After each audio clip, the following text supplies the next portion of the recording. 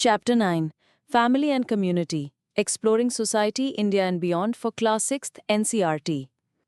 Children, today we are going to talk about something very close to our daily lives the family and the community. Almost every one of us lives in a family, and this is the oldest and most important unit of human society. In India, families come in different forms. Some are joint families, where grandparents, parents, uncles, aunts, brothers, sisters, and cousins all live together under one roof. Others are nuclear families, where only parents and children live together. Both types have their advantages and challenges, but both are equally important in shaping who we are. In a joint family, you may have noticed that there is always someone to play with, talk to, or help with work.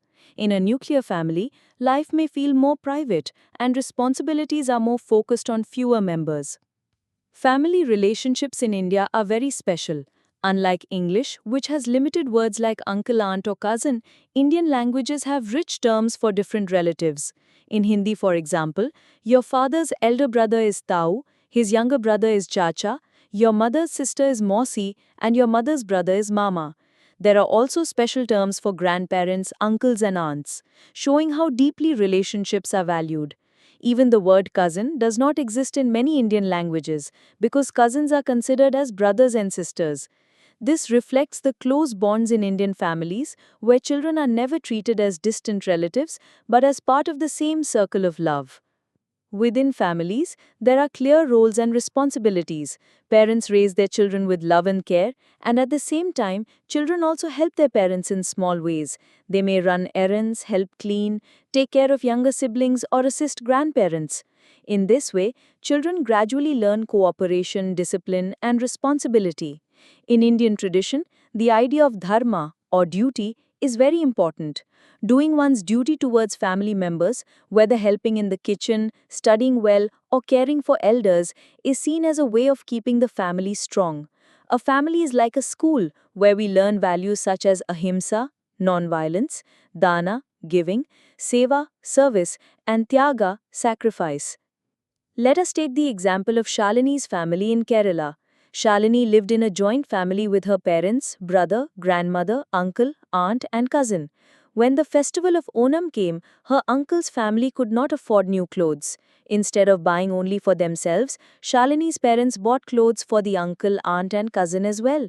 Shalini, who had hoped for a silk dress, accepted a simple cotton one because she understood that sharing made everyone happy. This is the spirit of family, sacrificing one's own desires for the greater happiness of all.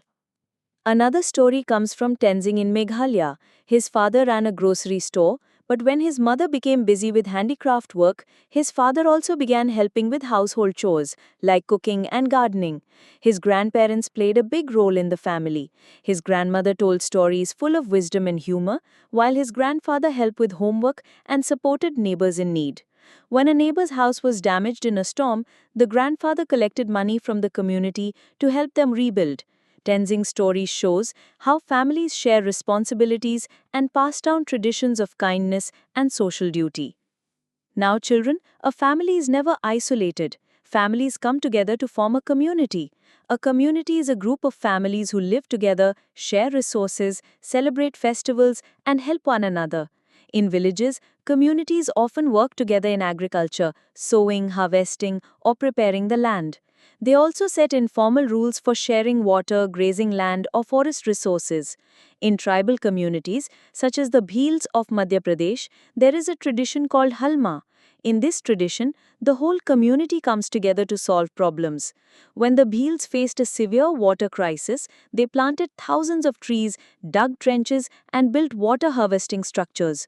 They did this without expecting payment, considering it their duty to serve both the community and Mother Earth.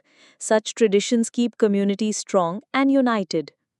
Communities are not only found in villages. In cities too, communities play an important role. For example, during the Chennai floods of 2015, when roads were flooded and services were cut off, many groups, including spiritual organizations, came forward to cook food and distribute it to those in need. Another inspiring story is that of Kamal Parmar from Ahmedabad. Seeing poor children on the streets who had never been to school, he started giving them free evening classes after his work. Soon, 150 children were attending, and even other teachers and students joined in. He also gave them dinner every day. His efforts show the value of service to the community, giving without expecting anything in return. In modern India, new forms of communities have also appeared. For example, in towns and cities, residents' welfare associations manage common needs like waste disposal, water supply, and cleanliness. Schools also create smaller communities such as sports clubs, science clubs, or drama groups. People may also identify as belonging to religious communities, professional communities, or regional communities. The important point is that communities are always interdependent.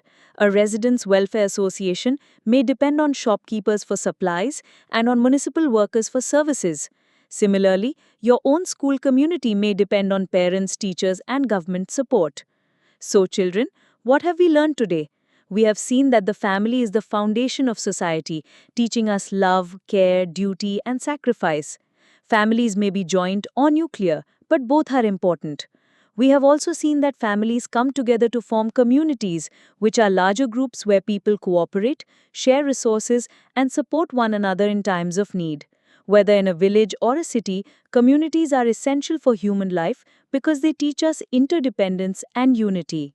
From Shalini's family in Kerala to Tenzing's family in Meghalaya, from the Bhil community's water conservation to Kamal Parmar's evening school for street children, all these stories remind us of the power of love, service, and cooperation.